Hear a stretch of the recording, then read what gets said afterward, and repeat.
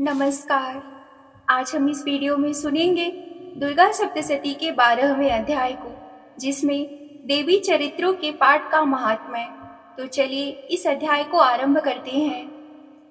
देवी बोली, देवताओं, जो एकाग्रचित होकर प्रतिदिन इन स्तुतियों से मेरा स्तवन करेगा, उसकी सारी बाधा मैं निश्चय ही दूर कर दूंगी।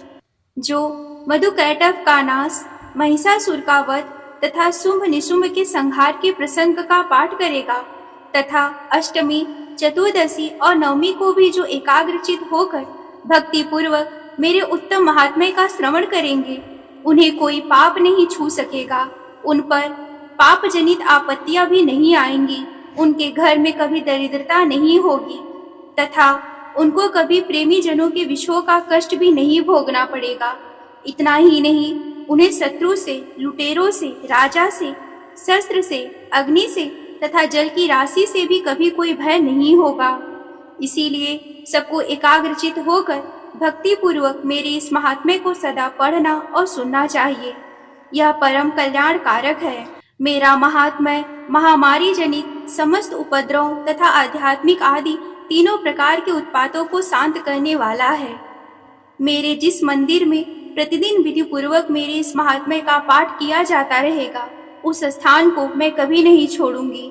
सदा मेरा ही सानिध्य ध्यान बना रहेगा। बलिदान, पूजा, होम तथा महोत्सव के अवसरों पर मेरे इस चरित्र का पूरा पाठ और श्रवण करना चाहिए।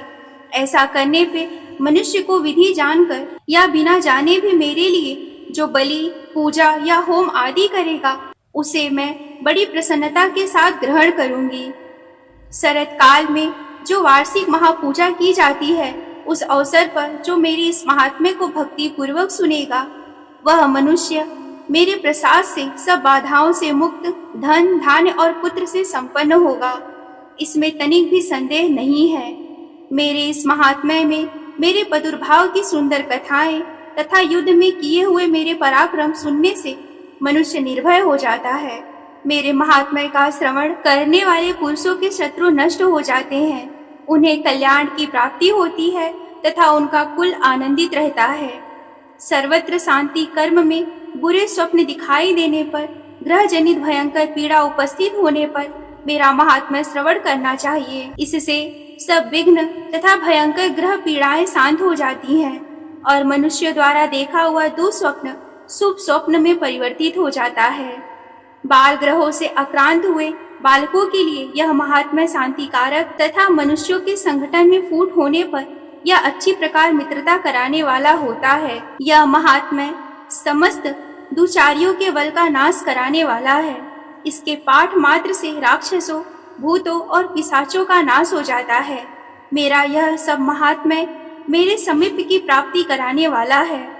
पशु, पुष्प, अर्घ, धूप, दीप, गंध आदि उत्तम सामग्रियों द्वारा पूजन करने से, ब्राह्मणों को भोजन कराने से, होम करने से, प्रतिदिन अभिषेक करने से, नाना प्रकार के अन्य भोगों का अर्पण करने से तथा दान देने से आदि 1 वर्ष तक जो मेरी आराधना की जाती है और उससे मुझे जितनी प्रसन्नता होती है, उतनी प्रसन्नता मेरे इस उत्तम चरित्र का एक बार श्रवण करने मात्र से हो जाती है। यह महात्म्य श्रवण करने पर पापों को हर लेता है और आरोग्य प्रदान करता है। मेरे प्रादुर्भाव का कीर्तन समस्त भूतों से रक्षा करता है तथा मेरा युद्ध विषयक चरित्र दुष्ट दैत्यों का संहार करने वाला है। इसके श्रवण करने पे मनुष्यों को शत्रु का भय नहीं रहता। देवताओं, तुमने और ब्रह्मा ऋषियों ने जो मेरी स्तुति की है तथा ब्रह्मा जी ने जो स्तुतियां की हैं, वे सभी कल्याणमयी बुद्धि प्रदान करती हैं। वन में, सूने मार्ग में अथवा दावानल से घिर जाने पर, निर्जन स्थानों में लुटेरों के दाव में पड़ जाने पर या शत्रुओं के पकड़े जाने पर अथवा जंगल में सिंह, व्राघ और जंगली हाथियों के पीछा करने पर, कुपित राजा के आदेश से वध या बंधन के स्थान में ले जाए जाने पर अथवा महासागर में नाव पर बैठने के बाद भारी तूफान से नाव के डगमग होने पर और अत्यंत भयंकर युद्ध में शस्त्रों का प्रहार होने पर अथवा वेदना से पीड़ित होने पर भी बहुना सभी भयानक बाधाओं से उपस्थित होने पर जो मेरे इस चरित्र का पाठ करता है, वह मनुष्य संकट से मुक्त हो जाता है। मेरे प्रभाव से सिंह आदि हिंसक जंतु नष्ट हो जाते हैं और लुटेरे और शत्रु भी मेरी चरित्र का स्मरण करने वाले पुरुषों से दूर भाग जाते हैं। ऋषि कहते हैं, यो कहकर प्रचंड पराक्रम वाली भगवती चंडिका सब देवताओं के देखते ही देखते वह अंतर्ध्यान हो गई। फिर समस्त देवता भी शत्रुओं के मारे जाने से निर्भय होकर पहले के भांति यज्ञ भाग का उपभोग करते हुए अपने अपने अधिकार का पालन करने लगे। संसार का विध्वंस कराने वाले महाभयंकर अतुल पराक्रमी देव शत्रु शुंभ तथा महाबली निशुंभ के युद्ध में देवी द्वारा मारे जाने पर शेष दैत्य पाताल लोक में चले आए। राजन, इस प्रकार भगवती अंबिका देवी नित्य होती हुई पुनः पुनः प्रकट होकर जगत की रक्षा करती हैं। वे ही इस विश्व को मोहित करती हैं, वे ही जगत को जन्म देती तथा वे ही प्रार्थना करने पर संतुष्ट हो विज्ञान एवं समृद्धि प्रदान करती हैं। राजन, महाप्रलय के समय महामारी का स्वरूप धारण करने वाली वे महाकाली ही इस समस्त ब्रह्मांड में व्याप्त हैं। वे ही समय समय पर महामारी होती और वे ही स्वयं अजन्मा होती हुई भी सृष्टि रूप में प्रकट होती हैं।